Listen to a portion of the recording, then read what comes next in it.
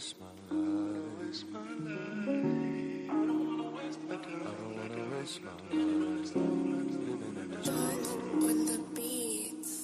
It's just some things, there's no going back. You know what I'm saying? jwoodbeats.com. Yeah, I'm not the one with the issues. I hear you. Now here is your tissue. If I'm moving too fast, I might have to dismiss you. And it's really too bad, cause I really will miss you. But I'm not the one with the issues. I left him at church when I made it official. I murdered the curse with my own benediction. Left God in the dirt, call it death of the fiction. Superstition will be served an eviction. Competition will be left in the ditch. Oh my God, it's too damn hot in this kitchen. The fishes of men are now swimming with fishes. Oops, my bad, I guess I'm moving too vicious. Verses sold, I gotta put them on your wish list. Bless my soul, cause I'm dodging your little hit list. I guess you know, you just lost another witness. Gotta let me go, gotta let me go, gotta let me go. Gotta let me go, gotta let me go, gotta let me go right now. Gotta let me go, gotta let me go, gotta let me go. Gotta let me go, gotta let me go, gotta let me go, I'm out of here. I can do anything, fuck your opinions and energy. I finally got the epitome. My biggest hindrance was God can't do nothing but fail. Greater is me. I never needed your deity. All of this human capacity. When it gets rough, I can pick myself up and prevail. Cause I don't need anything other than people who fuck with me. Good business, it starts with good company. That's why your boy is obsessed with community. Cause greater is we. We can create opportunity, doing what God never did, cause a God never could, but a people is all we need. Gotta let it go, gotta let me go. Happy Sunday, family. Welcome in. What's up? How are you doing? Welcome to Bridge City Global. Welcome to our Sunday sessions. We're a community of people from all over the globe committed to building something real beyond superstition. I'm Darante LaMar, and I'm so glad that you're here with us for another powerful edition of Sunday Sessions. And whether this is your first time or you're part of the day ones, you're in the right place. Since March of last year, our community experiment has exploded from just 52 people to over 10,400 subscribers across 6 continents. Yeah, and counting. And counting. Yes. All right, man. Oh yeah, I gotta talk to the chat. I see Ryan Coltastic. She's one of the co-hosts with me on the Daily Atheist Morning Show over at the Daily Atheist Media Network with Chris Mallard. Make sure y'all check us out Monday through Fridays. I see Brent in the chat, Muttley in the chat, Alyssa. That's our whole research team right there. Every time you hear me say research team, that's code word for Alyssa. Captive Desk is in the chat. Twalumba is in the chat. First time joining, new subscriber. Man, thank you. I appreciate the love. Kalasia, that's one of the day ones. It's nice to have you back in the chat. Well, y'all, listen. Right now, as you're watching, you're a part of something bigger than just a live stream. You are a part of a global movement. And since community is at the heart of what we do, let's connect. Make sure to drop a quick introduction in the chat. Let us know where you're watching from. And if you're a content creator, feel free to drop your link. The easiest way to do so will be in the Discord. Speaking of Discord, join the Discord, join the conversation in our Discord campus and introduce yourself. And we're going to drop that link in the chat so you'll have access. Please jump in there, make sure to introduce yourself, tell us where you're from, and tell us how you heard about the work that we're doing here. Now, if you got here early, you should have pulled up to the pre-session meet and greet in Discord. It's the perfect space to meet fellow members and get to know the community before the session starts. Also, major shout out to Atheist Odyssey for hosting a Sunday session watch party. And by the way, if you're not hosting a watch party, what are you doing, man? Come on. Get with it now. Major shout out to them. And of course, we appreciate you and we love you. Man, I see Russia. Phoenix, Arizona in the chat. Russia is in the chat. Wow. So that's our second in Russia. So we got 2 people in Russia now. Nice. That's beautiful. And I know one of the other people in Russia is actually in our Discord. So Twalumba, make sure you get connected in Discord. You'll find one of your fellow Russian non-believers in there. All right, now listen, before we dive in, let's make sure you're fully tapped into this movement. All right, so like this video because it helps more people find us. Subscribe to the channel because if you're not already, what are you waiting on? And then hit that notification bell so that way you never miss a session. Also, check out the poll in the chat. Let us know if you're a first-time guest or a regular. And then, of course, support, join, or connect to this community, this channel, or this content in any way that makes sense for you, because it's your engagement that keeps this community thriving. Now, if you find this community and these conversations valuable, take just a second to share this stream. There's someone out there who needs secular community, who's looking for some real tangible connections, and your simple share might be the lifeline that they didn't even know they needed. And if you did share this, would you let us know in the chat by typing, "I shared this"? And I'm not typing it right now because I'm talking, but guess what? I've already shared this. That's what I was doing during the intro. All right, let's get into it. Again, welcome to Bridge City. Yes.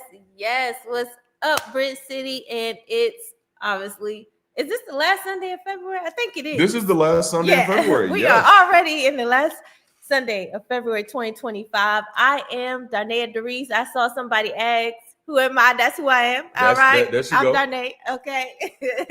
Dee, Nay, whatever you want to call me. But I'm your host for this weekend's edition of Bridge City News. And this is where we keep you in the know, plugged in on what's going on, what's happening within our community.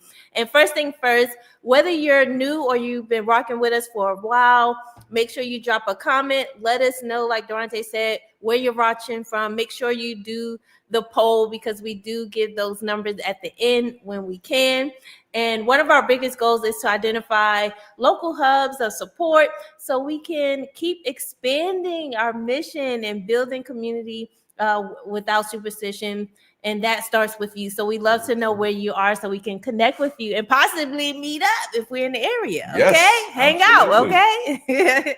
And so we know many of you are looking forward to our in-person Bridge City weekends, but we're hitting pause on that for now to recalibrate and build a stronger foundation for future gatherings, where we're revamping the website to collect interest in targeted cities and make sure we've got some solid support before we roll out these events out in full force. Because when we do it, we want to do it right. We want to do it right. Okay. And so if you missed our last community conversation, make sure you catch up on that. Last week was great. We had a great time with everyone that joined as well. And we talked about recalibrating for impact and success. And trust us, you want to hear what's next. So make sure you check that out and get excited with us for what's to come. We're going to throw the website in the chat as well, so you can check that out when you have some time, okay? Yay. Now, tonight, of course, Darante, he don't sit still, okay? No, he is going to be on Maya Atkinson's Bad Science Sundays. So if you like a late night show, because they stay up late, honey. Sometimes I'll be like, I gotta go to bed. Late okay, show. I gotta go to bed. But so but if you stay up and have time, check that out. It's always a great time. Join them in the chat. Make sure you show some love to Maya and the fam over there as well. Also on Wednesdays at 5, Darante does Bible study with the next pastor. If you've never been, you're missing out. It's pretty much fun and laughs the whole time. It's always an eye-opening conversation. So make sure you're there. And we're looking within the next couple of weeks, if not the next session, to have a guest on. And so you maybe find out soon, fingers crossed. Now, we got a new product alert, okay? Yes. I need your ears.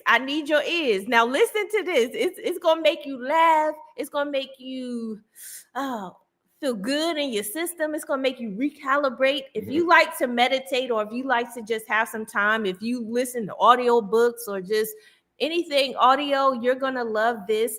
So we're going to play that in just a moment, but make sure you check out windowshop.dldd.us. We have some mobile wallpapers. We have some 30 digital, it says journeys, but I think journals. So we can correct it, but guided audio meditations. We have that for exploring secular mindfulness. And so we want to actually let you hear some of the new things that's been developed. Okay. And so it's a little surprise. So we're testing 2 versions. Okay. So prepare yourself. All right. It is of our latest Foundation of Growth guided meditation. And we're going to give you a listen. 1 to a clean version and 1 uncensored. Uncensored. Okay. We got the clean version and we have the uncensored version. So we're just going to play you a snippet, and I'd love to hear what your thoughts are on these. So here's the first one. This is the Foundation of Growth. This is the clean version. Are y'all ready? Let's see. Let me make sure I click the clean. Welcome to this moment. A moment for yourself. A moment for growth. Personal development begins with awareness of who you are and who you have the capacity to become. Growth doesn't come from waiting. It comes from intention. It comes from small, deliberate steps that you choose to take every day. So in this moment, in this space, you are free to let go of distractions. So that's the clean version. And tune into your own journey. All right. So that's the Foundation of Growth clean. Now I'm going to give you the uncensored version, where I channeled my spirit animal, Samuel L. Jackson. So I'll play that one. And again, let us know your thoughts in the chat. Here we go. All right, listen up. This moment, this right here, it's yours. So own it. Personal growth ain't some mystical fairy dust bullshit. It starts with awareness, knowing who the fuck you are and who the fuck you're about to become. You don't grow by sitting around waiting for some divine intervention or a damn sign. Growth comes from action, from intention, from making choices right now in this moment that push you forward. So I need you to do one thing. Drop the distractions, drop the excuses, and focus the hell up on your own damn journey. All right, let's get settled. Relax your damn shoulders. It seems like the results way are too in. much tension. The uncensored Loosen that shit version up. is Hands easy. Is it the uncensored version? Is that what we're liking there?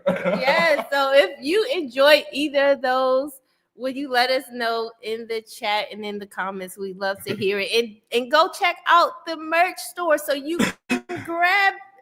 Is it ready? Yeah, it's ready. Okay. Well, the unclean version isn't ready for some reason. I've tried to upload it 2 times, but I will have it ready by the end of the day. Yes. Yeah. So you can check out the clean and wait. I love Alyssa. Alyssa said, "I am pro cuss word." Uncensored. You know, I think we might need a different pick for that one. I like Ollie Breaches with both versions. Yes. Both versions are great. Oh, I love that. Y'all are awesome. It then depends on the day. You know how you going to work or you driving or you going through something during the week. Monday, you might like, oh, I need that soul push. And then by Friday, you like, come on with it. I get it, Captive Desk. It happens. Oh, I love that, Stephanie. Yes. Yeah, I love it. Love it. Thank y'all so much for the love. And we did want to throw in there. Did you know that our sister network, the Daily Atheist Media Network, hosts a morning show that's filled with engaging people, centric conversations. So if you're looking for a lighthearted good time in the mornings with 3 of the coolest atheists, I'm 1/3 you never of those. know, then every day grab a cup of Joe and join the Daily Atheist Morning Show. That kind of rhymed there. Like, grab a Joe. Right, that's it. I love what Kurt said. He says, never heard of cussing meditation. I can get behind that. I know it. Not cussing meditation.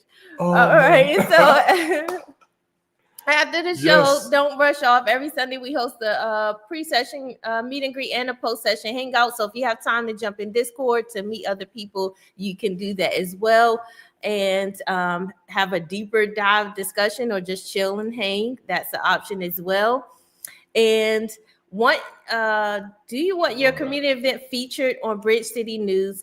if you do, you can drop your announcement in our promote your channel or promote stuff channel in Discord, and you can use the hashtag BridgeCity News, and we'll make sure we add it for the following session. Yes. All right.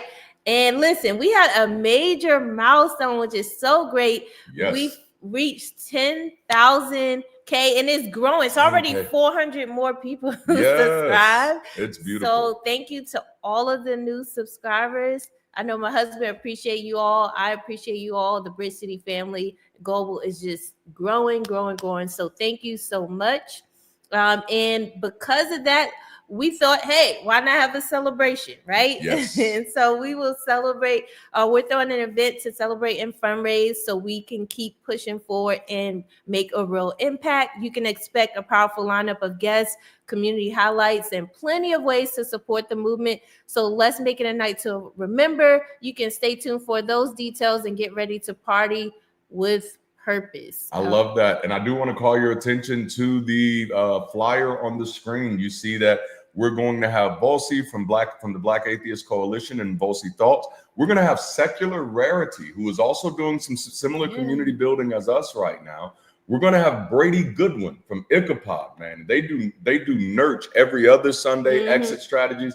And we're having Nancy. I'm not sure if Patty's going to be with us yet, but if I find out, I will add her to the flyer. And then, of course, Chris Mallard is going to be with us, my brother from another mother. We are going to have one hell of a good time, man. It is going to be incredible. We're going to have some fun. We're going to do some serious things. We're going to introduce you.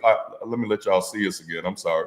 We're going to introduce you to the work that we're doing as a community on the channel, as a community and a campaign. We're going to talk about everything. We're going to do it in some fun ways. We're going to make our guests draw stuff. We're going to make our guests pitch stuff to you. It's going to be fun. One of those activities is going to be named the soundtrack of 2025. Left-handed Jedi with the super chat. Thank you so much, man. Oh, that is absolutely beautiful. He said, congrats on the 10K. Thank you. I appreciate you, sir. I appreciate all of you because it's an us thing. We've been doing this thing together. And that's really that you're going to hear about that when we get into Bridge City music today. That's what today's song is about, is the fact that we're building this together. We're standing together. And I absolutely love it. You know, I hate to pull some old words, but man, I'm honored and I'm humbled to be a part of such an amazing movement right now. And so thank you all for your love. And we're going to make a habit of, I got this from Chris. I'm pulling this from Chris. Chris reads his super chats during the show, and then at the end, he reads them again. And so I think I want to start doing that too at the end of our shows, coming back and reading through all of our super chats again. All right. I love that. All right. Okay. Did I take over that moment? So no, you're fine. And so before we roll to the next segment, just a quick reminder to stick around to the end so you can catch the credits, and we'll read the super chats again at the end and see how many people, amazing people, work behind the scenes to make it all possible. Shout out to Stephanie for joining us today and helping out on the back end as well. So we appreciate her as well. What is it? What is this person talking about? No. And so that's it for this edition for Bridge City News. We'll see you in the chat. And next time, stay bold, stay curious, and keep building beyond superstition. And we're going to lean into our next segment, which is our music. Woo-hoo. Yes, we've been working on Bridge City music for a while. And right now I'm kind of doing this solo dolo. I don't plan on doing the music. I'm just doing it to give other people inspiration, especially as we begin to work together. So let's check this out. Good morning, Bridge City. Welcome in. I want to introduce a new song to you this morning for our Bridge City music portion. And honestly, I cannot wait till we're in a place where we're building local community all across this globe and able to create some of this music together.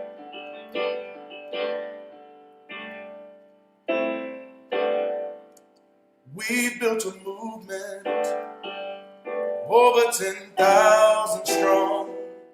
How did we do this? How did we last so long? Somebody help me to understand.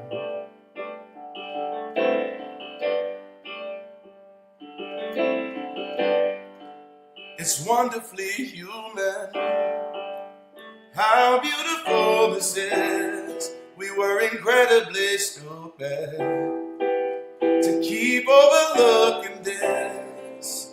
Somebody help us so we can stand. I think I want to sing that again.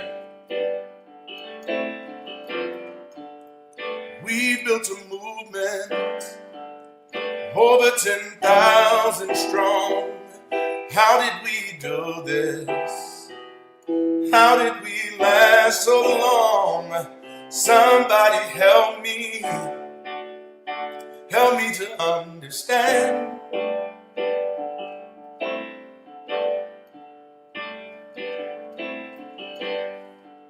It's wonderfully human. How beautiful this is. We were incredibly stupid to keep overlooking this. So somebody help us so we can stand. Let us stand and build these bridges to a brighter day. Let us stand. That's one of my favorite parts right there. Let us stand and build these bridges to a better way. Let us stand. All right, let's take it back to the top. We built a movement over 10,000 strong. How did we do this? How did we last so long? Somebody help me to understand.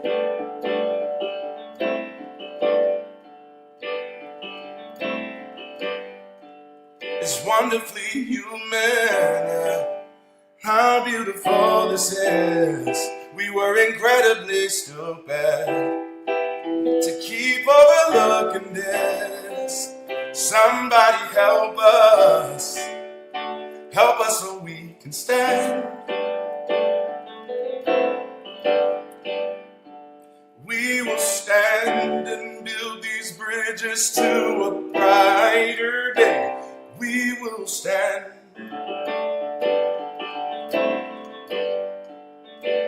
Let us stand and build these bridges to a better way. Let us stand. I told y'all this is my favorite part right here.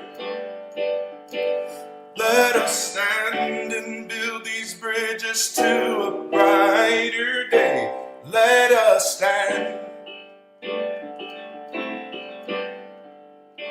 We will stand and build these bridges to a better way. We will stand.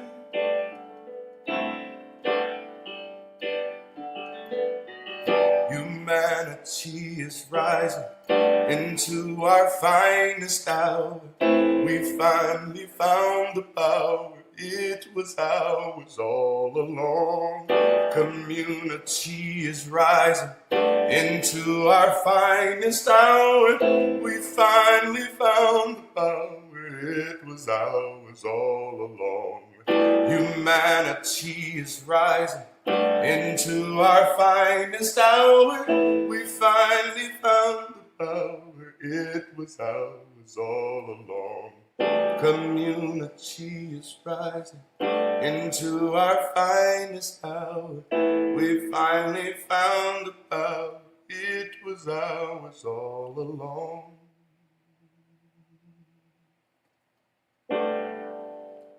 We've built a movement over 10,000 strong.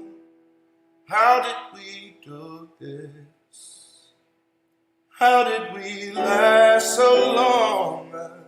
Somebody help me to understand.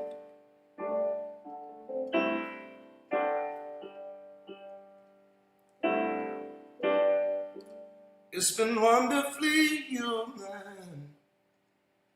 How beautiful this is. I was incredibly stupid to keep overlooking this. Somebody help me so I can stand.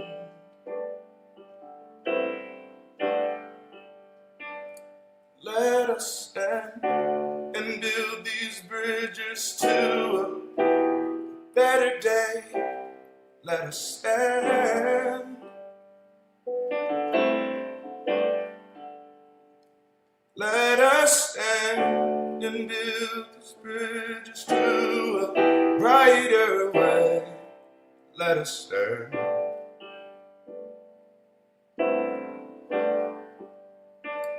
Let us stand and build these bridges to a brighter day.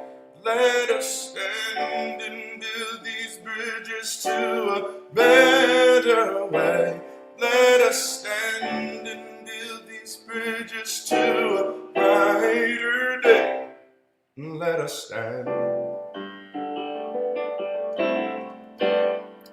Thank you for sharing this moment with you. Let's get back to the show. Oh, okay, we're unmuted. Wow, that was, well, you know, I can't brag on myself, but I hope you enjoyed those words. I hope they meant something to you, and I hope that did something for your morning. I mean, that's really a major part. Oh, that's beautiful. You guys rock. Can't wait to see the next 10K. Thank you, Gnarly Harley at 199. Man, we appreciate you. Thank you so much. A major part of this model of Bridge City is really music and conversations. That, you know, to me, that's always been what has kind of brought people together, whether you're at church, whether you're at the concert, whether you're at a cookout, wherever you're at. Oh, they were all C's: church, concert, and cookouts. Music and conversation. Oh, Maya, I love it. I love it. Music and conversation pulls people together. And I, you know, not only was I a pastor, I was a worship leader for several years. And I actually enjoyed that part of my job in ministry. And it wasn't so much about worshiping God as it was creating experiences for people that helped them connect with what I thought then was a higher power. And now from a sociological aspect, I understand how powerful music is in helping people to connect with themselves, helping them to connect with others, and help them to even connect with the circumstances of the world around them. And so, so glad that there was so much love in the chat. I'm working on it, man. We're gonna get these on. We're gonna get these on SoundCloud for sure. I'm working on it. Funny thing I wanted to say before we jump into today's conversation is Ryan had responded to somebody in the chat, and she put the G with GTSY. And for the first time, I finally realized what that meant. I'm gonna be honest with you. I'm not good with the what are those things called? Acronyms, I guess. Emoji acronyms. And so that means good to see you. I said, oh, it means good to see you, or great to see you, or glad to see you. Whichever it's one of the G's. I didn't know for the longest time when I would see that, I just read it as Gitsy. That's somebody saying Gitsy. It's something like Etsy. But like even honestly, back in the day, like when LOL first came out, I thought that just meant hands up loud, you know, like hands up high or something. Like every time I saw LOL, I thought it was somebody with their hands up high, like raising the roof. Is that what we're doing? All right, you know, like I'm down for it. And then somebody had to tell me, like, no, that's laugh out loud, bro. I'm like, oh, okay. Like, are there classes for that? You know, see, like, oh man, see, all I got from that one is if you know what I mean. I got it. I did it. You know what I mean? I did it. I'm sorry, I had to share that. That was just one of my neurospicy nerd out moments where I was just really proud of myself for figuring that out. That this means good to see you. Like too long didn't read. That was another one, TLDR. Every time I saw that one, I honestly thought something from Lord of the Rings. Yeah. Every time I saw TLDR, I'm just like token Lord of the Rings. That's what I see when I see TLDR. And technically, it means the same thing. Too long didn't read. Y'all ain't ready. Y'all ain't ready. All right, let's get this started. I know, Nancy, I have to Google all of them, man. It's horrible. It's horrible. I thought Tassus was a person for quite a while. The line. Dang, now I'm gonna have to look that one up because I thought I was for sure it was something that I didn't know what the hell it was. Which there's a lot of stuff that I didn't know what it was. Yep, if you know, it was like ikik. It's like ikik, and I'm like, I don't know why these kids going around here saying ikik to each other, but I love it. Oh man, I love it. Thank you, Muttley. 5 pounds. Oh man, there it is. Just to fuck with you. 7 is a salute. It's common in the online game, Elite Dangerous. Oh, I love it. Man, y'all are amazing. We have one of the greatest communities out here. Well, y'all know, Transatlantic Calling Show. Dang. Oh, now I feel slow. Like, you know, like I feel like I should have known that. I feel like I should have put those 2 pieces together. I feel like I'm sitting there with the 2 puzzle pieces just trying to fit, and then somebody just comes and be like, man, you know, the Army has thousands of acronyms, and no one, they really do. I discovered that when I had to take my 2 military science classes. And I was like, man, I mean, heck, Uncle Sam is an acronym. It took me forever to realize that. Yeah. That I forgot what it means, but it's all the branches of all the branches of the armed forces. Ooh, Kalasia, thank you. Just gifted 5 Darante LaMar memberships. I almost couldn't say my own name. You say your own name. But man, y'all, that's just amazing. That is beautiful. All right, y'all. Well, we're jumping into this conversation today. We're starting a new series of conversations entitled Through the Looking Glass, and I hope y'all are ready for this one. I'm a big Marvel fan, and if you take a look at the graphic for this series, you'll kind of see some Marvel inspirations in there. Now, honestly, I didn't start off that way. I started off as an X-Men fan. Well, to be as accurate as possible, I started off as a Wolverine fan, and then I absolutely fell in love with the complexity of Magneto. And then I became a fan of the X-Men.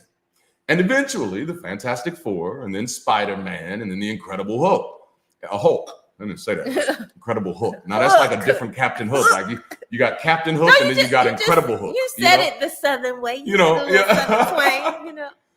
And so what I loved about these stories was watching how each character is shaped and molded by their own individual experience. Now, the Marvel Cinematic Universe is in the multiverse saga now. They're exploring much more of the lore of the comics, and through a series of shows entitled What If, they've introduced the Watchers, who are interesting characters for me. The Watchers are these 5th dimensional beings who are constantly viewing reality through the glass of multidimensional reality.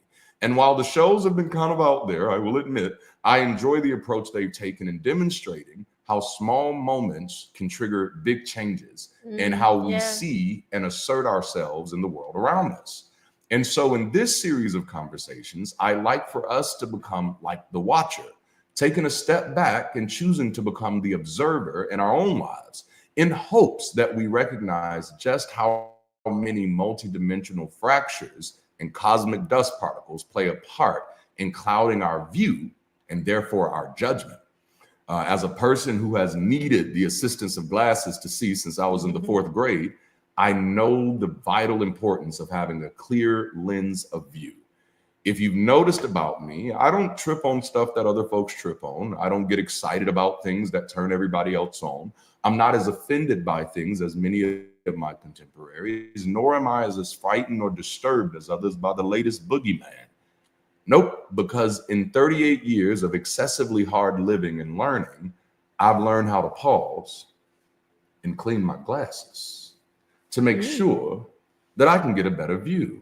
So to introduce this conversation, will you ask somebody in the chat, are you looking through dirty glasses? Go ahead and ask somebody. Just pick somebody to ask and say, listen, are you looking through dirty glasses? Yes, so let's talk about how the way we see things influences how we receive them. Our perceptions of the world often dictate how we interpret the information we receive. So if we're viewing the world through a lens clouded by our past experiences, prejudices, what? Well, I can't get my words out. I don't know why you can't. Or emotional states, we can easily misinterpret intentions, messages, and situations. So let's ask ourselves, how does our perception shape our ability to receive information and new ideas with an open mind? Yeah. And so let's look at knee-jerk reactions and trigger responses are often red flags that there might be a perception issue at play. So if no other reason than the fact that you're not giving yourself time to process, it's a righteous indignation that allows you to bypass processing due to passion. And so that's something we talk about sometimes with knee-jerk reactions, because it's so easy to have them. Right? Yep. Well, I mean, it's a very common thing. It's one of the quickest ways I know when I'm in a conversation with somebody if they're actually engaging me or if they're engaging their trauma, their pain. It's something else that's going on. And that's knee-jerk reactions. I often encourage people to be very careful about your knee-jerk reactions, these trigger responses, because again, just kind of like Baby Girl just said, the moment it is verified as a knee-jerk response, the facts are you didn't process the information. Those are the facts, which means something else has impacted how you perceive that information, right? And so I used to tell people, even when I was a pastor, I think I shared this with y'all in one of the conversations when we were in the last series, that there became a time, because I used to be known, I know, charismatic. What can I say? I was known as an apostle for a very long time. And this was my early years. And so after a while, I asked people to stop calling me that, just don't attach a title to me at all. I'm just going to be Darante from now on. And it was a very simple principle that I was kind of attaching myself to. And it was this: people will receive me as they perceive me. It does not matter how I label myself. It does not matter what title I'm wearing or not wearing. People will receive me based on their ability to perceive me. Their perception of me will determine their reception of me, right? So now, like, once I start, and it still took me some years to wrestle with that, but once I really got to a place where I was really comfortable understanding that, guess what I got unbothered by? Whether or not other people receive me. It literally, it no longer matters to me. Like, and you've kind of seen me do it more so over the past 5 years, where I detach from people who don't value me. I detach, like, real quick. I tell people, I'm gonna pull out king of the world, bro. I'm gonna pull out champ. No, if I'm going to be here, there has to be some sense of value. I have to know that you can perceive me appropriately. You know what I'm saying? That's good stuff, right? That is good. All right. So that was how our perception impacts our reception. How you perceive people is how you receive people, which means we need to be very careful about how we perceive people. We need to become, like, at least me, we need to become, I love that. Damn, you just took me to Bagger Vance, man. Why did you do that, Captain Deadpool? I said Deadpool. Captain Deadpool, why did you do that? You took me to Bagger Vance. God damn you. Oh, no. So we're talking a little bit about how perception can impact your reception of others, how you perceive them. But now, since we're having this conversation, understanding that my perception may not always be primarily dominated. Oh, this is good. By my reception. So check this out. I said you receive people the way you perceive people, but the way you perceive people may not be based on what you received from them. And so watch this. Somebody could have came and said something to you that was actually harmless, but because you have these issues, you've had some things that you've been through, some things that you've survived, you interpreted what you've heard through where you've been. And so now your perception of them is not even based on what they said, it's based on what you felt. Is that good? We all been there. Have we all been there? Have we all been there? All right. So now, because we got a lot to cover in this conversation, we also want to talk about how does our perception impact our respect, right? So our research team, code word Alyssa, shared a post in our research folder that I have to quote this.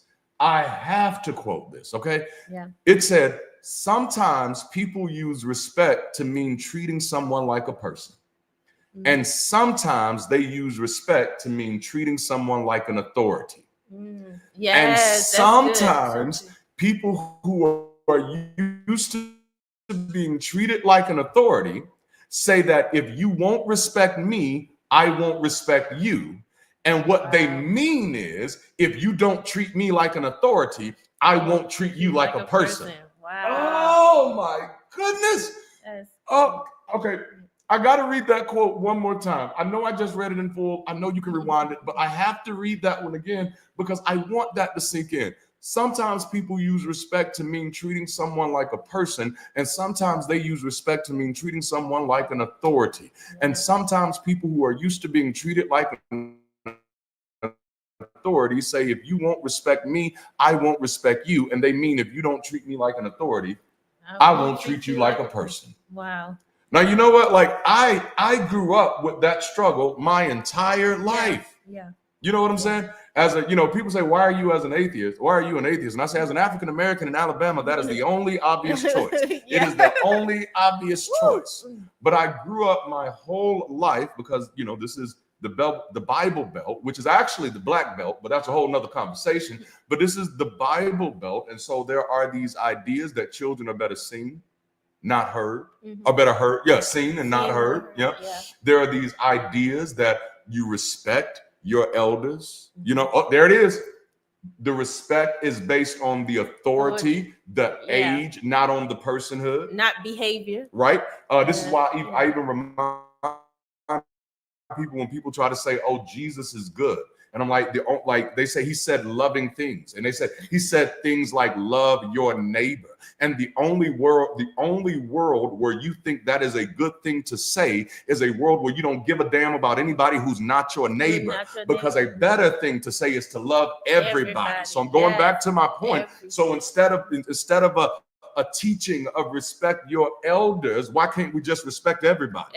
Period. Regardless of age, regardless of rank, regardless of authority, why can't we just respect everybody? And that's good you pointed that out, because I always had an interesting thought and concern. Why do we have people say God bless America? Yeah. And I'm like, why do we only say America? Wouldn't you want the world blessed? Because we all on this rock together. We own it together.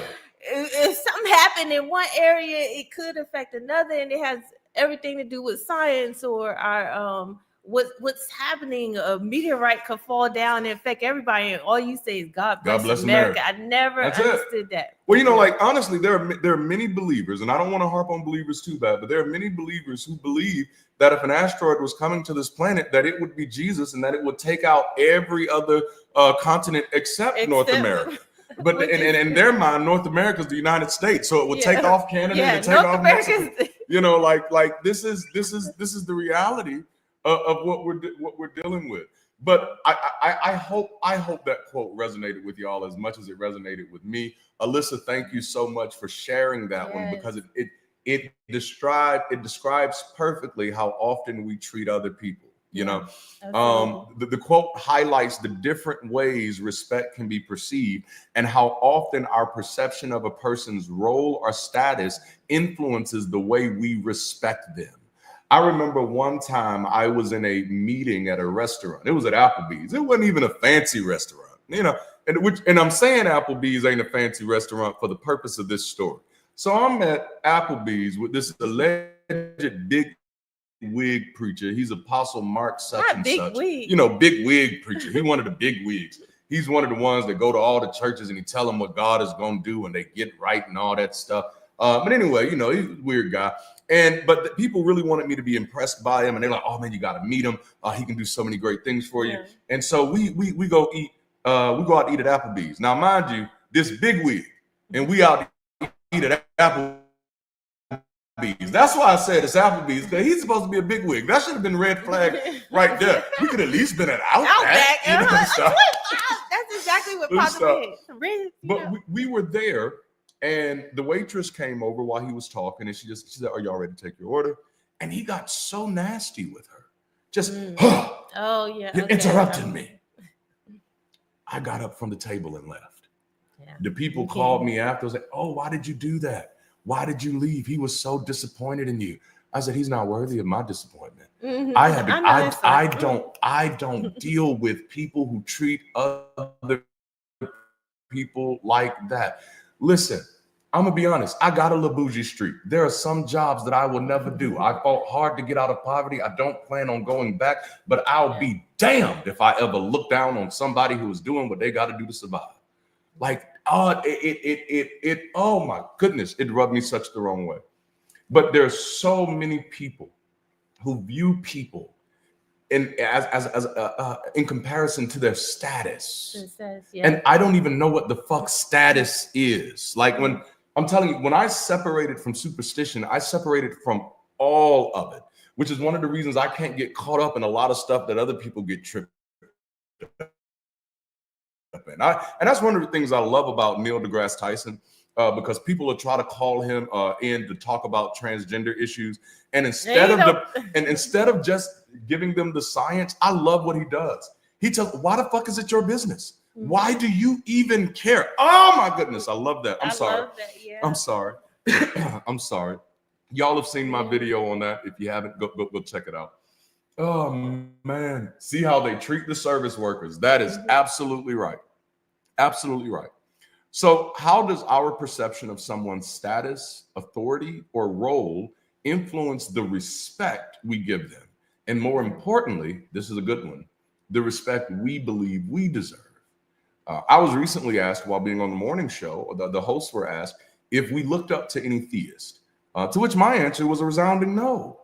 And that's not because I have any particular disdain for believers. I have disdain for some.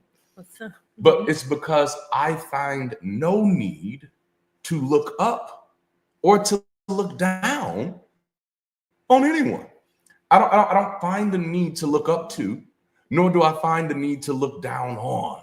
It does nothing to impact my station in life, and therefore does not serve me.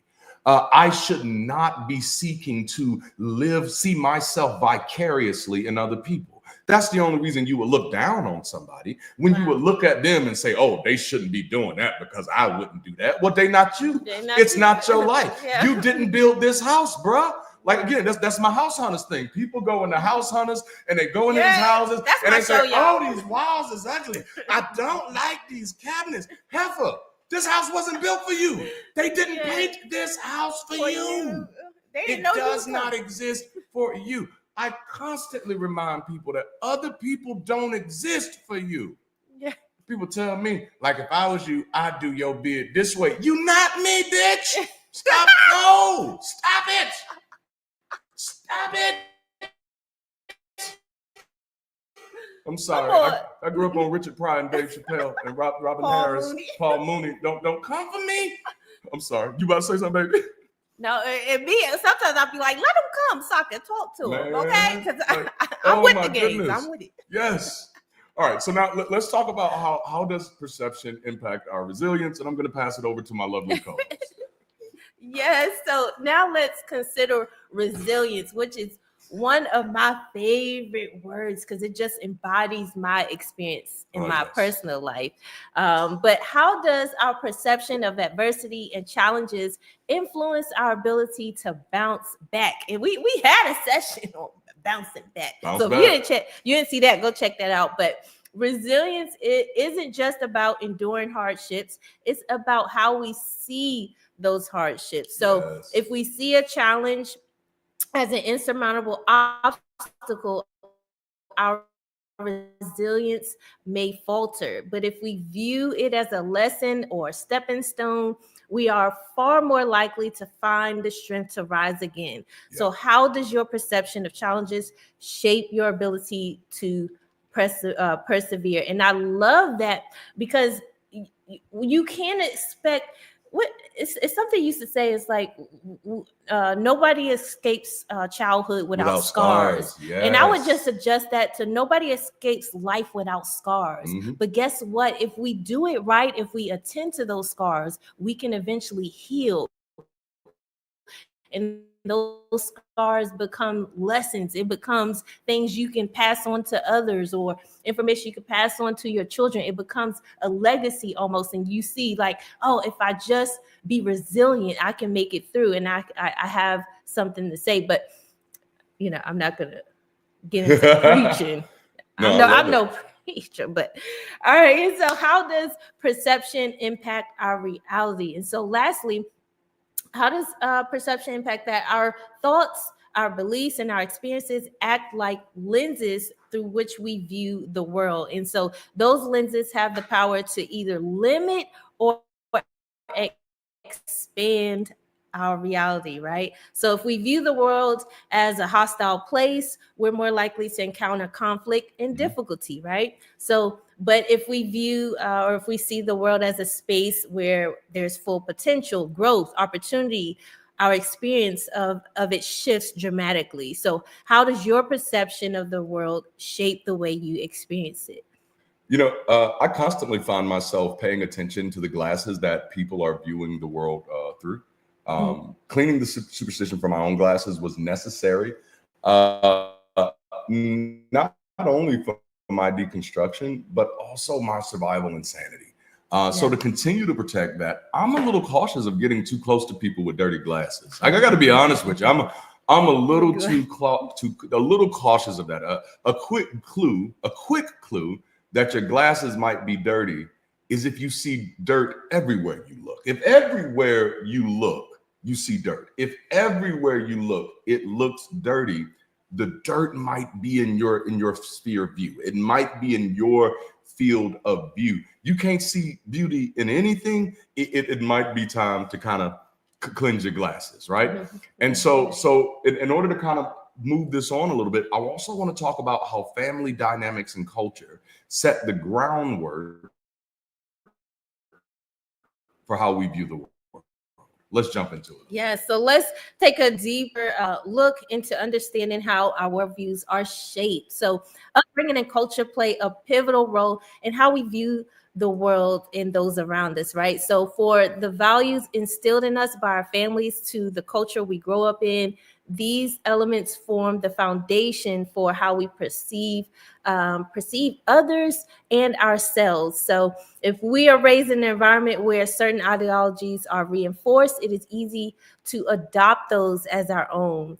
But how often do we step back and examine whether those beliefs truly align with the world we want to create for ourselves? Yeah.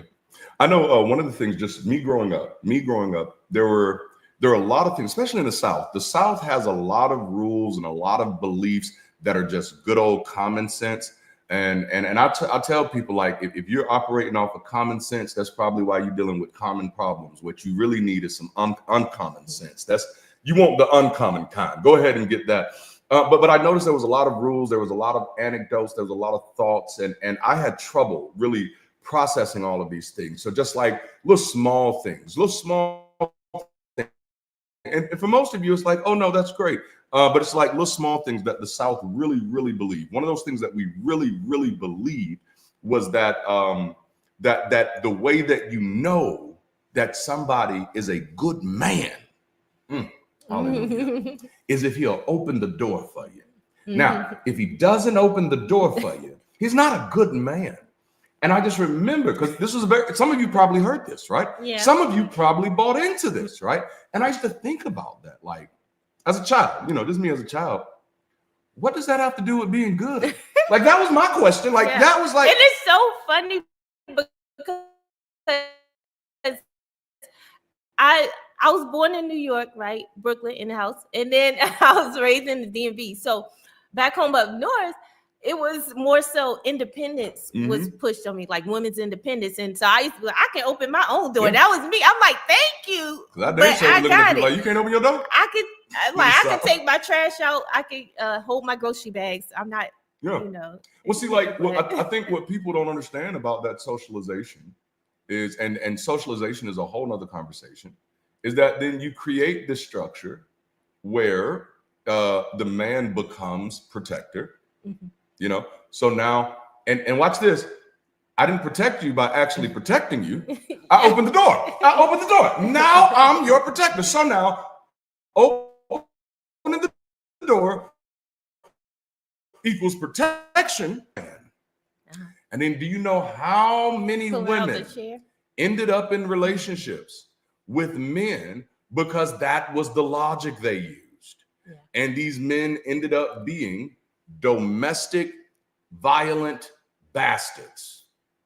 But it's because we completely replaced logic with cultural anecdotes. Yeah. And you would be surprised how many people treat other people differently based off of cultural anecdotes. I'll tell you another one that was popular growing up. People who cuss have a limited vocabulary, which that shit doesn't even make sense. People who use more words than you know, less words than you. How does that shit don't math out? That don't math out. That was definitely a thing. But that's the problem. That's the problem with cultural anecdotes, is that the thing that you don't really realize is that cultural anecdotes are just like religious indoctrination. You believe them long before you ever even knew how to challenge them. You believe them long before. Oh, yes. Or women who cuss are loose. Or wear red lipstick. Oh, the red lipstick. Don't you wear the red. Put on that red dress. Hey, no, like all of these little anecdotes. And like, I remember I struggled with that as a child, as a teenager, and as a young adult. Because I'm like, that just doesn't seem to make sense. You know what I'm saying? Like, I was a spelling bee champion and knew all the cuss words. You know what I'm saying? And knew how to spell them. You know? But I just realized, like, no, and these are the things that we have to be careful of. And so I highlight these things. And it kind of goes back to that trigger response, those knee-jerk reactions. Anything in your life that you just know to be true just because you know it to be true, you likely don't know it to be true. So like again, red flags, everybody knows this. See, that's a fallacy. As soon as you say that, know that you're committing a fallacy. Yeah. Everybody knows that a real man is going to go introduce himself to your family before he takes. I don't know them motherfuckers. Why I got to introduce to them? And mind you, I was the person who did stuff like that. I'd go introduce myself. Hey, my name is Darante. I'm a young minister. I would love to date your daughter. That shit never worked out the way that I thought it was going to work out. Yeah. The people were always horribly rude. And I was pretty much always like, fuck you after that. And my wife will tell you, I'm pretty much that person now. You show me who you are, I believe you. I will give you the benefit of the doubt. These are your rules. I will abide by your rules. You act like a jackass, I will treat you as the performer that you have become. You know what I'm saying? Damn, I said a lot. All right, I'm gonna back off. Well, I'll keep talking because I'm typing. So, or because she's typing. So this next part. Oh, let me get a notes. So the people who cuss are smarter on average. I believe it because I'm smarter than a motherfucker. You know what I'm saying? Smarter than the average man. Yeah, boo-boo. Man, you know that when a guy only opens them for young girls who are perfectly capable. Oh, that's good. Oh, can somebody put that on the screen? From Christopher to Blante. I hope I'm pronouncing that right. Your name ends in ante, and my name has the ante, so I don't know. But it could be Christopher to Blant. But Christopher, he says, yeah, it should be noted that when a guy opens them for young girls who are perfectly capable, but ignores 65-year-old Lola with the cane, who could really use assistance. Yeah, and that, that becomes the thing. That's the stuff. Okay, so I open the door for the person who doesn't need my assistance, but I ignore the people who do. And at the end of the day, then I'm not doing this because it's necessary. I'm not doing this because it's needed. I'm not even doing this because it's wanted. I'm doing this because we are living off of somebody else's script and have not realized that we can engage life critically. Yeah. Okay, that's good. Yeah. That's good. And so looking into moving from that, how formal and informal education impact our critical thinking and overall worldview. So education and knowledge also shape how we view the world as well. It's not just about formal education. It's about what we learn from the world. We engage with new ideas. And so education, whether formal or informal, challenges us to look beyond our biases and assumptions and invites us to a broader, to broaden our understanding of the world in general. So what role does education play in shaping your worldview, and how can you further expand your thinking? And I love that this includes formal and informal, because a lot of times when people think of education, they think of classrooms. When they think of education, they think of courses. They think of curriculum, and those things are helpful. Classrooms, courses, curriculum, those things are helpful. But I often fear that our industrialized education approach in the U.S. has actually thwarted our approach and understanding of education. And so now we tend to think that education is only happening when we're sitting in a classroom, or it's only happening when we're reading an educational book, instead of realizing that education is a state of existence. Yeah. You are constantly educating yourself. And that's good, because when I was younger, I used to observe a lot. I learned a lot, informed my values and what I think by observation of what I wanted to be like. Oh, I don't want to be like this, or I wanted to be like this. I would listen. And so a lot of my education, besides reading in our formal education post school, it was through observation. Yes. Of people. Well, see, I honestly, y'all know me. I have a lot of critique about the public education system, but I think that's one of the biggest failures of the public education system over here. Is and I'm positive it's not just a Western issue. Is that education has become more about memorization than curiosity. Yeah. And education needs to be about curiosity. Yeah. It needs to be about critical engagement. The reason memorization is a problem for education, other than the obvious that you're not actually connected to the concepts, is that children with bad memory will begin to think they are bad learners. Yeah. Okay, you catch that? Smart. Right. And when I say bad, I want to fix that. I'm not saying some kids got bad memory. I'm sure some do. But it's not just that they have bad memories. Like, I don't remember this shit because this isn't interesting. Right. You know what I'm saying? Yeah. Like, you have not made this relevant. Right. So, and that's the thing. And that's honestly, even in middle school, this bothered me, that every time they wanted to make something relevant, their idea was to make it fun. Mm-hmm. And so and they just make it fun, but it still wasn't relevant. So you turn this shit into a song, but I still don't know what this is. You know what I'm saying? So, okay, you've added a little dancing monster, a little dancing bear or something, but you still have not made this relevant, But the primary reason education hasn't been relevant is because, all right, y'all are gonna be mad at me, we don't have a lot of educators in the education system. We have a lot of facilitators. Yeah. We have an overwhelming amount of people in education who are only in education because they get to get their weekends and their summers off. I'm not saying everybody, but if you pretend that that's not a reality, you are being uncritical, because I'm gonna tell you something. I had teachers who flat out told me, like, they said it, this is what I do, this is why I do this. We don't have a lot of educators. We have facilitators. We have people who went to school, got a degree, some places only 2 years, and I'm not even saying the years matters, got their degree, and then joined a board of education system where they told them, this is what you do, you teach this, nothing else. And see, that's not an educator. That's a facilitator. What an educator is going to do is ask questions, figure out where you are so that they can then build the lesson plan according to where you are. I saw we had a super chat. Kurt Watt, $4.99, life as an autodidact. Man, what you say is a wonderful thing. Yes, it's wonderfully wonderful. Thank you, Kurt. I appreciate that. So we have to be mindful, because I know so many people who feel like they are uneducated. And the thing is, like, there's really no such thing as that. Like, it's like intelligence. And all human beings are intelligent, even the stupid ones, okay? All human beings are intelligent. And when I say even the stupid ones, let me help you out here. All human beings are stupid, okay? Can we just settle in that for a moment? Can you breathe in that? Hey, you're not that bright.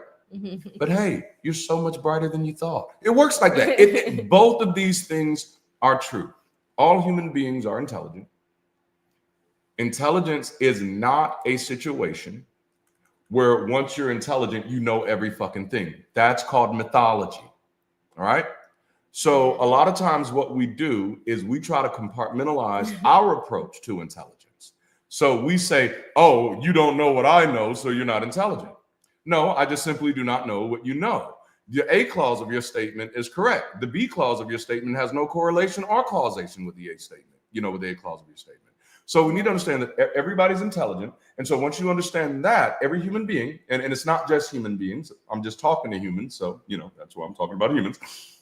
But because of that, humans are constantly learning. You are constantly learning. You are constantly being educated. Every time you watch television, every time you listen to music, every time you scroll through social media, you are being educated. You are a sensory input organism. That's not something you can even control.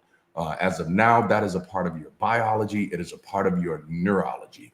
You are absorbing more information than you know what to do with, right? Yeah. All right. So the big goal becomes figuring out what to do with the information. Y'all have heard me talk plenty of times about changing the flow of information into your life.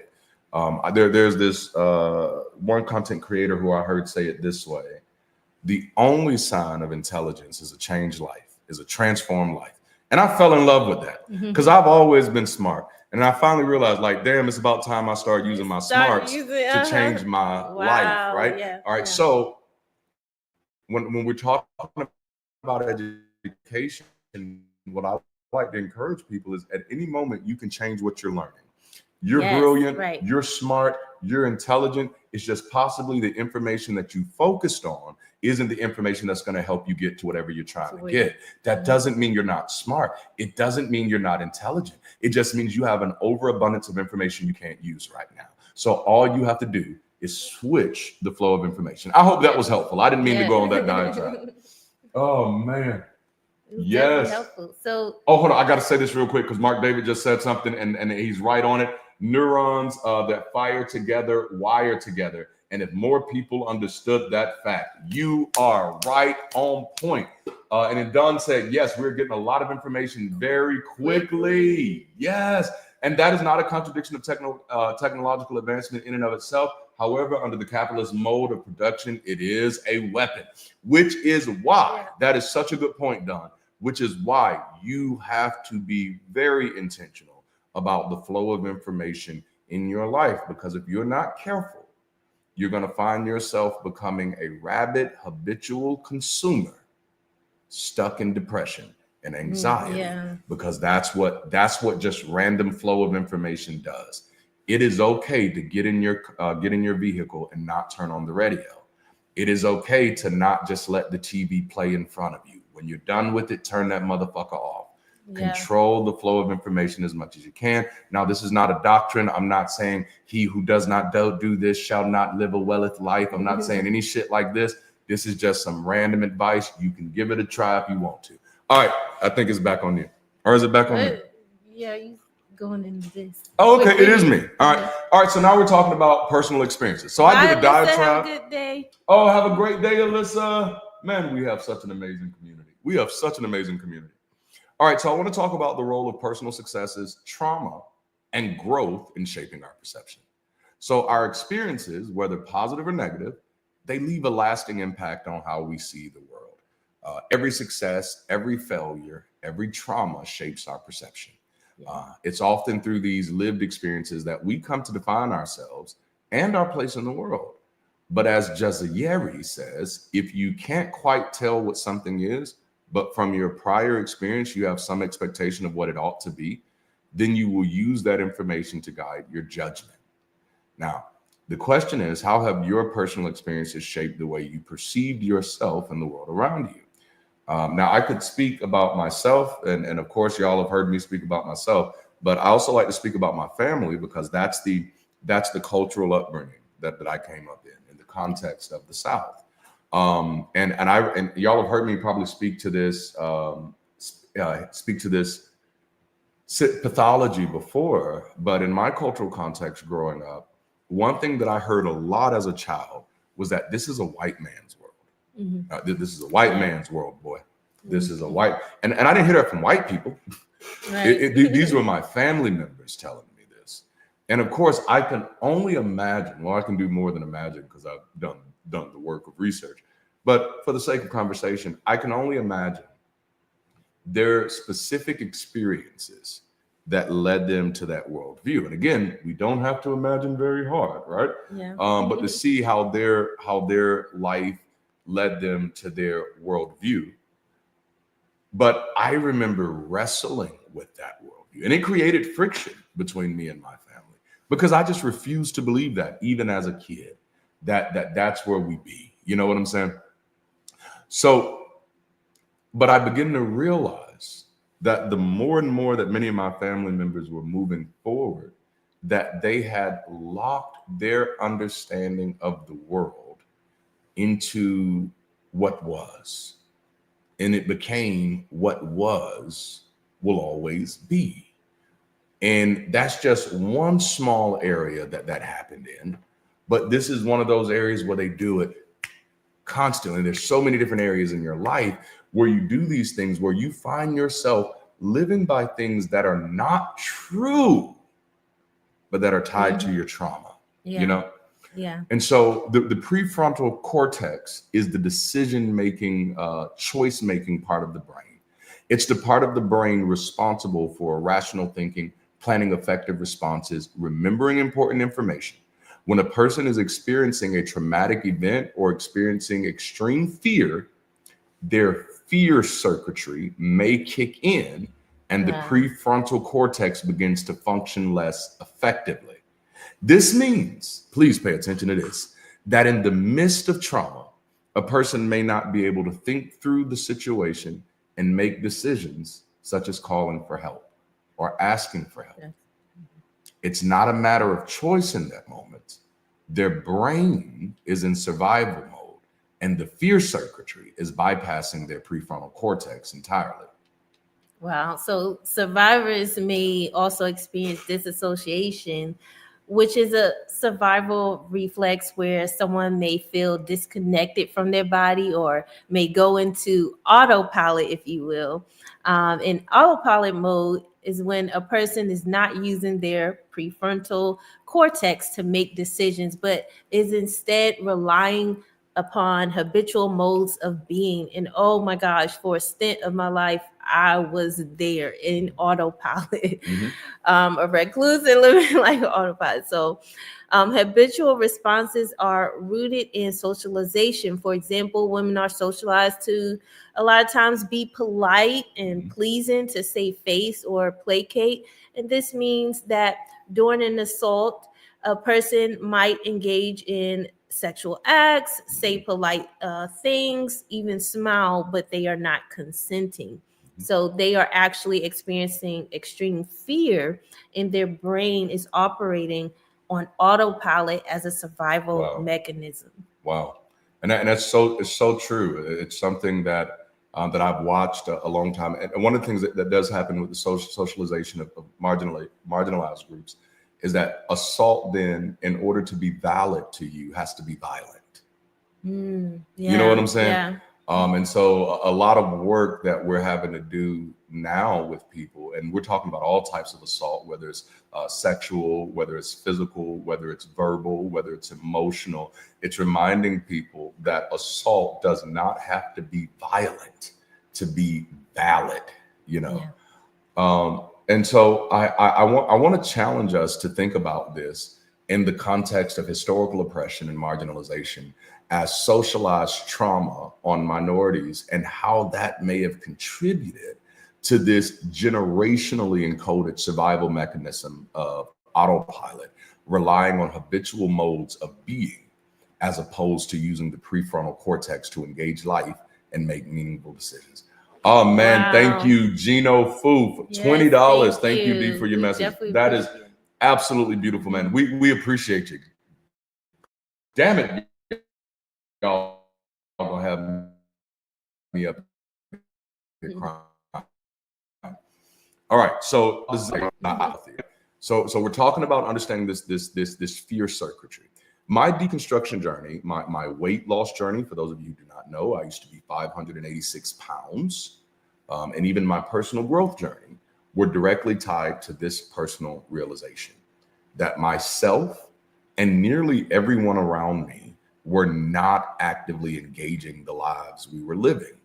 We had become NPCs, if you will, in our own lives as a response to the trauma of existing as a minority designee, you know.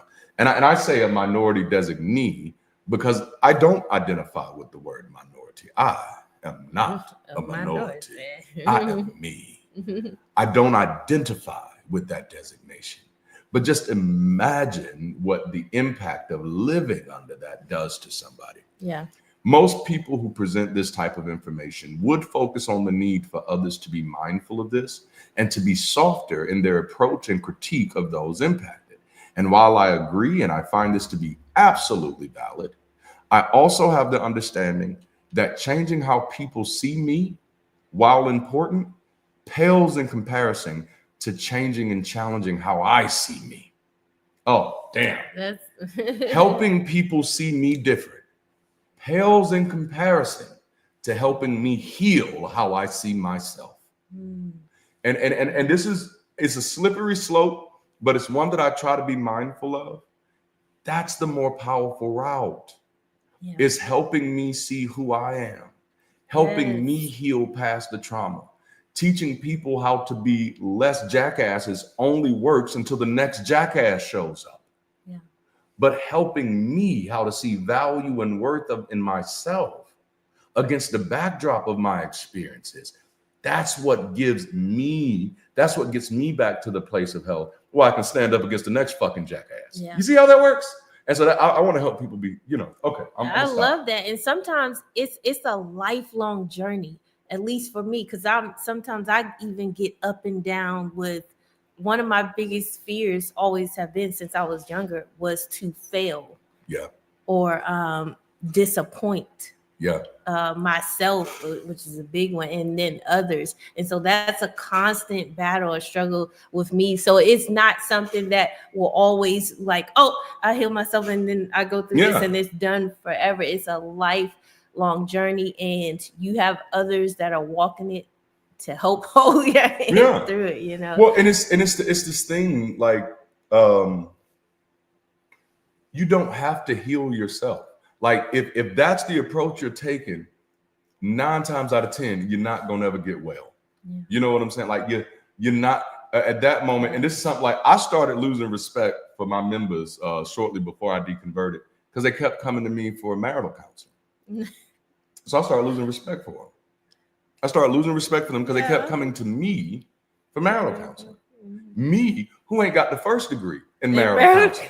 I got no degree in therapy, and you're coming to me. Right. All right. So I used to think, oh, that means they honor me that much. Mm-hmm. That means they respect me. And then it clicked. No, bro, you free. They coming to you because you free, homie. You is free, which now tells you how seriously or not seriously that they take this issue. And that's what I remind people of when it comes to healing yourself. Yeah, there's certain things you can walk yourself through. But I've learned not to always trust it, get a second opinion. But it's almost like getting cancer and just being like, you know what, I'm gonna heal myself. Okay, you have fun with that. Yeah. You know what I'm saying? Like, when did you get the expertise to do that? And so sometimes, and that's what I encourage people to do, like, I think as soon as we get rid of this mythology of perfection, it will become easier for people to go to somebody else and say, hey, am I tripping? Because that's all it is. It's like, I was feeling this way. Am I tripping? And I say that's all it is. Please understand that is completely an oversimplification. Yeah. But the point is, people, we need to get the freedom and break away from the superstition of thinking that, no, I can handle all of this. Mm-hmm. No, life is new every day. I know I can handle what I can handle, but if I got to heal myself, I need to treat our mental and our emotional health just as seriously as we treat our physical health. Now, the problem is many of us don't treat our physical health that way either. Yeah. But that's a whole nother issue. The way we approach health. There's so many fucking fads out here. There's so many scams out here. Here's a clue. Anybody using the word miracle to describe their product is a fucking con artist. Yeah. You know what I'm saying? And they might not even know they're a con artist, but they're con artists. There are no miracles. Okay. But there's so much junk information out here that even when you can put 15 people in a room and try to talk about what's healthy, you're not even going to be able to have a conversation, because nobody is actually going to be talking about health. Everybody's going to be talking about their preferred fad. You know what I'm saying? So we're going to talk about how to get healthy, and somebody's going to say, well, you need some sea moss. No, you talk about how to get healthy. Well, first, you need to be on a carnivore diet. And somebody's going to be like, well, no, the problem is y'all eating all that meat. And the thing is, not now one of these people are nutritional biologists. Not now, because let me tell you something. What anybody who knows anything about biology knows, anybody who knows anything about nutrition knows, is that there is no fucking one size diet fits all. Right. And so everybody telling you, anybody, and I'm sorry, I hate to be coming for y'all because y'all know I'm gonna do this. I don't have a problem with anybody's health lifestyle. But when you're going around prescribing other people, saying, hey, you need to do this because I do this, you are a peddler of misinformation, and you are the reason that some people get sick and die and will never fucking know that it was your advice that they followed to get there. When you are not an authority on something, stop fucking acting like it. That's why I stopped being a pastor.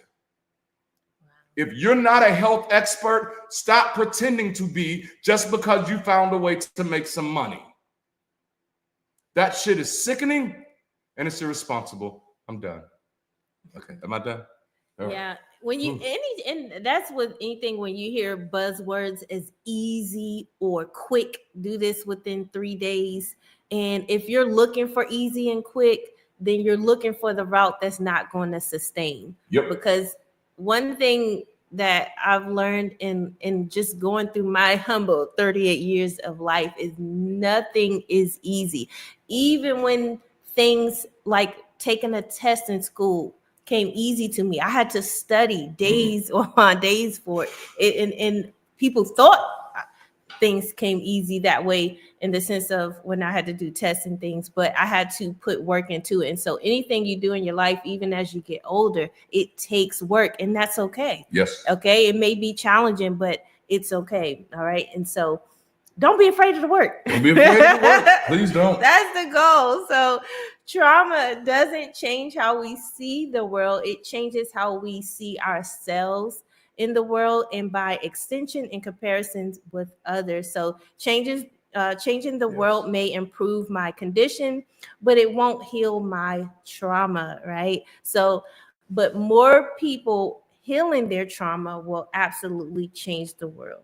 And while some will need more help than others, I got a sneaky suspicion that there's at least 1 million of us who just need to wipe the dirt off our glasses to get a better view. Because that's where it was for me. I had lived my life stuck in so much. You know what I'm saying? Mm-hmm. And once I deconverted, and I'm not saying it happens that way for everybody. This is my story, you know, and I'm sticking to it. But once I deconverted, I realized like, damn, I just need a better view. And within a few months, I had lost 100 pounds. It wasn't this radical thing. It was just like, oh my goodness, I just haven't been engaging life critically. Yeah. And so once I discovered that I was locked in this habitual mode of living, I mean, after all, God has everything in his hands, right? Why am I trying to figure it out when God has already worked it out? I was stuck in this survival mode that wasn't helping me to survive. Mm-hmm. So after realizing that, I became very intentional about the flow of information into my life. I became a stickler about controlling and challenging as much as I could. Now, obviously, again, so much data is coming in, but as much as I could. Like, and my wife would tell you, I probably got aggravating as fuck to her because we'd be watching stuff and I'd be like, I don't know if I want to watch this anymore. This is stupid. I think we were watching something one time and I just got up and said, turn that shit on. Like, I was mad. Like, but I think we were both mad at that one. But I get I get agitated now. And I'll be sitting there watching I'll ask myself, why am I watching this? Yeah. Why is this going to help me? You know, how is this going to help me? You know? Oh man, thank you, Native Atheist. $20 super chat, Darante, Preacher for Truth. Oh man, I love it, man. That is absolutely beautiful. That is absolutely beautiful. Oh yeah, man. some stuff is still like, why is this even on TV? Why is this on TV? Well, see, like now it's not even why it's on TV for me, because that's their prerogative. It's why am I watching? Why are you watching me? Why am I doing this with my time? You know, out of all of the problems I have in my life, why is this what I'm watching? With everything that I need to be working on, how is this song going to help me get to my goals? Out of all of the videos that are on YouTube, how are these the videos that I'm stuck on? I realized, and this is my story, I know it may not be yours. Kurt said, if you don't look up to others, how do you act towards people you admire or want to be more like? I don't have anybody that I want to be more like. I just want to be me. I admire people for sure. I admire them for being them, not for being me. So like, I don't. There's nobody out there that I want to be more like. I find that to be residue from that superstition of follow me as I follow Jesus. As I don't believe anybody else is the prototype of existence. I don't believe anybody else should be the finish line that I'm aiming for. I believe everybody else is the product of their goals, their desires, their experiences. And that can be a huge inspiration to me, but it doesn't earn any exaltation from me. And I hope y'all notice that's how I am with most of y'all, constantly reminding y'all, don't look up to me. You don't even know me that well. You know what I'm saying? Disney did that shit to us. We need to un-Disneyfy our minds.